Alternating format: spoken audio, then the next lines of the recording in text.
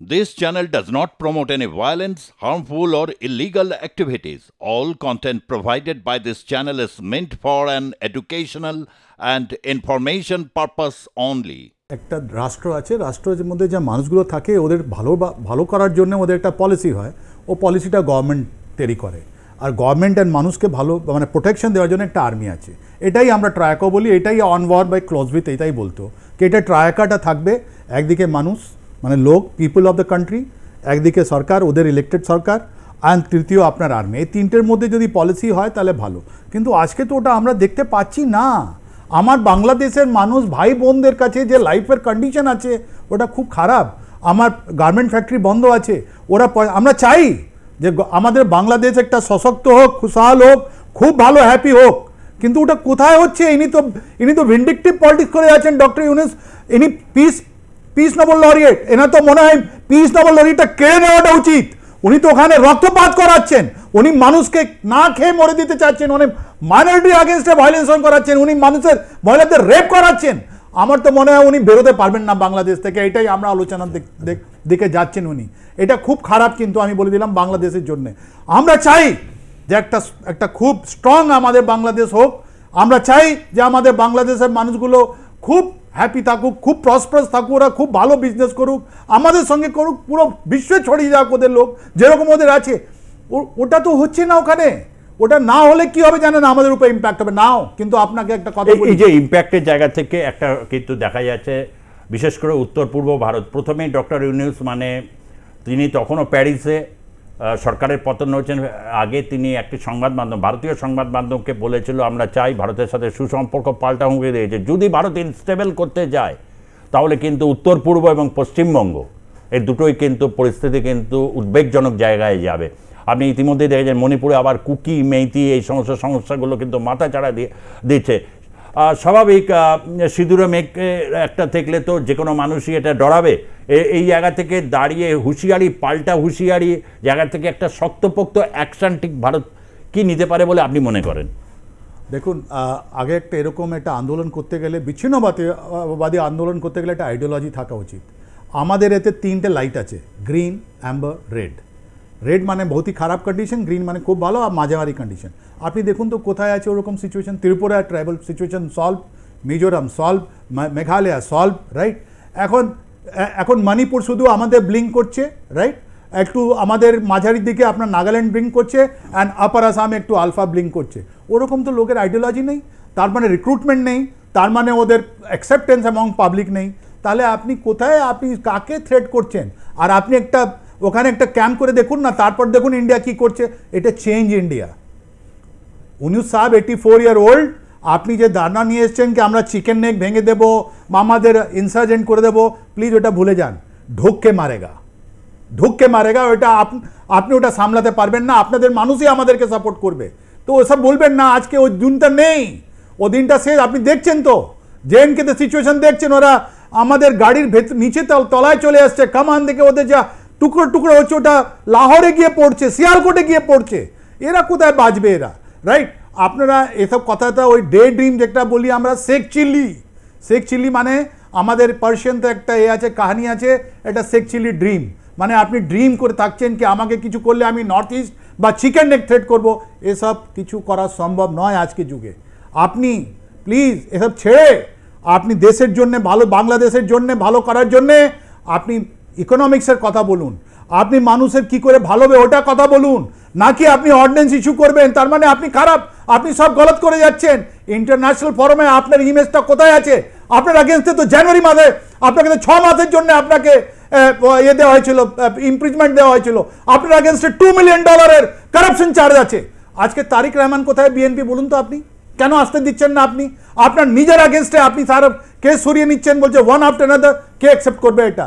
ওটা world perception আপনার দিকে ডক্টর ইউনূস চেঞ্জ হচ্ছে। যেহেতু আপনি বাংলার একটা জামাই, তাই জন্য আমরা আজকে কিছু বলছি না। আপনার মুক্তিযুদ্ধে আপনার মুক্তি যেটা ছিল, আমাদের সংগ্রাম ছিল বাংলাদেশের, ওর মধ্যে আপনার কোনো রোল ছিল না। আপনি তো আমেরিকায় বসেছিলেন। তাহলে এই জন্যে আপনার মনে যেটা একটা আছে জানেন কি, আমার তো কোনো রোল ছিল না, এখন আমি রিসেট বাটন এসব করবো, এসব আর চলছে না। হ্যাঁ, আমি একটু নতুন কথা বলবো, নতুন ভিশন দেব। সে ভিশনের শুরুটা বলে দিই।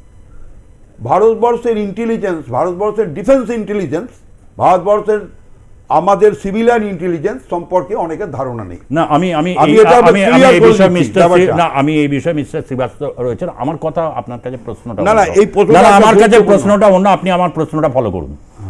সেটা হচ্ছে এই যে একটা পরিস্থিতি যখন তৈরি হয়েছে, চট্টগ্রাম থেকে রাজশাহী, চট্টগ্রাম বা হচ্ছে কিশোরগঞ্জ, যেখানে একটা উল্লেখযোগ্য সংখ্যক হিন্দু কমিউনিটি ওখানে রয়েছে, প্রায় 20টা মতো জেলা রয়েছে বাংলাদেশে, যেখানে অত্যন্ত শক্তিশালী একটা জায়গায় আওয়ামী লীগ আছে, তার মধ্যে বেশ কিছু জায়গায় রয়েছে। এই যে চট্টগ্রামে কিছুদিন আগে এই যে পরিস্থিতি, তার আগে আমরা দেখেছি চট্টগ্রামে, সেটা নিয়ে একদিন আমি বিশদভাবে এটা নিয়ে আপনাদের কাছে দেবো যে কীভাবে জিয়াউর রহমানের সময় সেখানে বাঙালিদের প্রতিস্থাপন এবং পাহাড়িদের সাথে এক দীর্ঘস্থায়ী সংঘাতের পরিস্থিতি তৈরি হলো। সেন্ট মার্টিন তো অনেক পরের ব্যাপার, এই বিষয় নিয়ে আমরা এটা করব। এই মুহূর্তে সেখানকার পরিস্থিতি কি? আমি ছোট একটা কথা বলছি, লড়াইটা আওয়ামী লীগ, বিএনপি, জাতীয় পার্টি একটা জায়গায় আছে, বাঁচার লড়াই 3টে পার্টিরই। তার পাশাপাশি বৈষম্যমূলক ছাত্র আন্দোলনের আজকের সেই ইমেজ আর নেই, ছাত্র সংগঠনের মধ্যে থেকে ফ্যাকশন হয়ে গেছে, ওদের মধ্যে ডিভিশন হয়ে গেছে। এদিকে জামাত আছে, সরকার আছে। এই লড়াইটা দুপক্ষেরই বাঁচা মরার লড়াই। আজকের বাংলাদেশে যে লড়াইটা আপনারা দেখছেন, খুনাখুনি, হাতাহাতি, এইসব যে মার দাঙ্গার রাজনীতি, রাজনীতি কিন্তু আরও বাড়বে, অসম্ভবভাবে বাড়বে। এখানে আওয়ামী লীগ, ছাত্র লীগ এবং যুবলীগও রাস্তায় নামবে, সঙ্গে বিএনপি নামবে, সব নামবে। এবং এটা বড় হবে। কলকাতায় বসে বলে দিচ্ছেন নামবে, না নিশ্চয়ই নামবে। না লড়াইটা হচ্ছে, এই লড়াইটা তুঙ্গে। শুনে নিন পরবর্তীকালে, প্রশ্নটা শুনে নিন। সেটা হচ্ছে লড়াই তো নামবে, কিন্তু এই মুহূর্তে নিষিদ্ধ, তো সেইখান থেকে নিষিদ্ধ অবস্থা কাটিয়ে কোথাও আপনি সোহেল তাজের কথা বললেন, সোহেল তাজের আমি ফেসবুক পোস্ট দেখেছিলাম, আজকে সকালেই দেখেছি, বিরুদ্ধে বলছে। সোহেল তাজের বক্তব্য হচ্ছে পরিষ্কার আওয়ামী লীগের নেত্রী শেখ হাসিনার বিরুদ্ধে। সেখানে ফেসবুকে কমেন্ট করছেন যে খুব ভালো আছে, যে বিদেশে নরওয়ে, স্পেন, ফ্রান্স, কত দেশের নাম বললেন।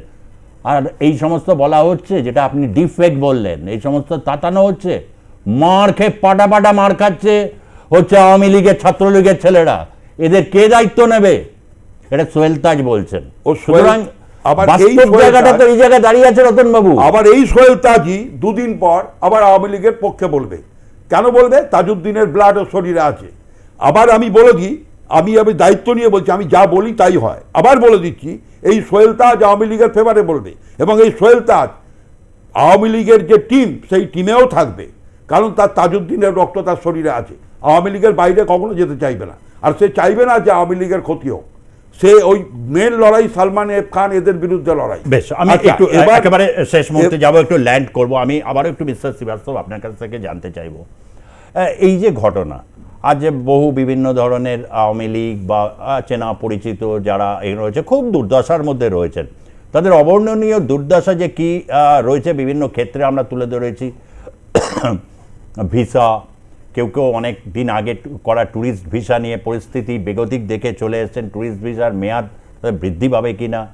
অর্থাৎ কোথাও একটা ভারত সরকারের সেরকম তারা ওয়েট করা ছাড়া তাদের কাছে কিছু এরকম পরিস্থিতি নেই। খুব কঠিন পরিস্থিতির মধ্যে তারা এই মুহূর্তে বিরাজমান।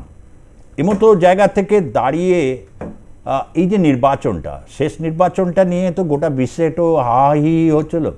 এটা ভারত বা তার এত ঘনিষ্ঠ, তাকে আশ্রয় শেষমেশ যখন দিতেই হলো, কোথাও কি এটা থেকে যেন এইভাবে নির্বাচন করা উচিত নয়? এভাবে নির্বাচন করলে মানুষ এটা ভালোভাবে নেয় না। আন্তর্জাতিক মহলে এটাকে নিয়ে অনেক প্রশ্ন ওঠে। আজকে কি দাঁড়িয়ে মনে হচ্ছে এই জায়গাগুলো কি কোথাও একটা জায়গায় ব্যর্থ হয়েছে আওয়ামী লীগকে বোঝাতে? খুব ভালো প্রশ্ন করেছেন আপনি, এটা খুব মূল প্রশ্ন আছে এটা। নাম্বার ওয়ান, আপনি আমাকে নিয়ে যাচ্ছেন পেছনে জানুয়ারি মাসে যখন ইলেকশনটা হয়েছিল, এটা ইন্টারেস্ট। আপনি ওদের গ্যাস ট্রানজ্যাকশনটা দেখুন কার কাছে আছে। ওখানে দুটো পার্টি আছে, ওর মধ্যে একজন এক্স অ্যাম্বাসেডার, যিনি আমেরিকান অ্যাম্বাসি যে এমপ্লয়ি ছিলেন, ওনার একটা গ্রুপ চলছে ওখানে, যেটা আপনার লিকুইড গ্যাস ওখানে সাপ্লাই করছে।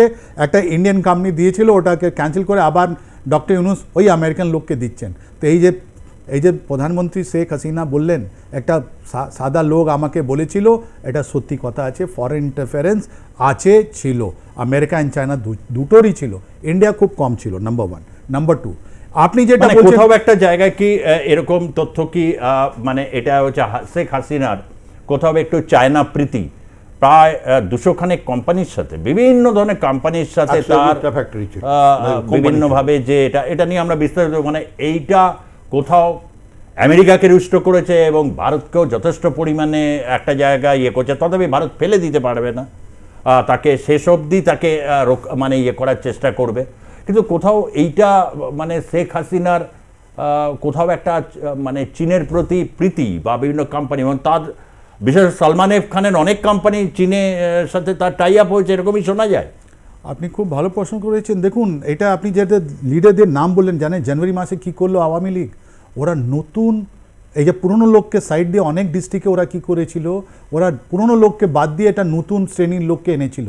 তাই জন্যে কী হয়েছিল, যে পুরনো লোক আওয়ামী লীগের ছিল ওরা বসে গেছিলো আর বসে আছে, তাই জন্যে আওয়ামী লীগ রিভাইভ করছে না। কেন? যে ওদেরকে ইলেকশনে আপনি দেখতে পারেন, এটা আপনি দেখতে পারেন।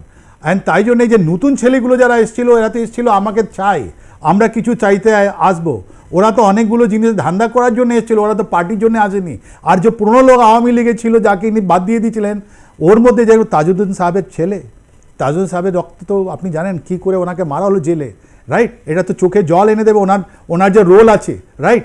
কিন্তু ইনি যে বাদ দিলেন, তাই জন্য আজকে ওনার গভর্নমেন্ট করছে না, নাম্বার 1। নাম্বার 2, চায়না, ওনার সব থেকে বেশি লস যদি বাংলাদেশের টার্মোইলে যদি কার হয়েছে, ওটা চায়নার হয়েছে। চায়না ইনি শেখ হাসিনা আমাদেরকে বাদ দিয়ে ইন্টারন্যাশনালেতে আপনি জিজ্ঞেস করতে পারেন, উনি বেল্ট অ্যান্ড রোড ইনিশিয়েটিভে চায়নার সঙ্গে ছিলেন, আমাদের সঙ্গে ছিলেন না।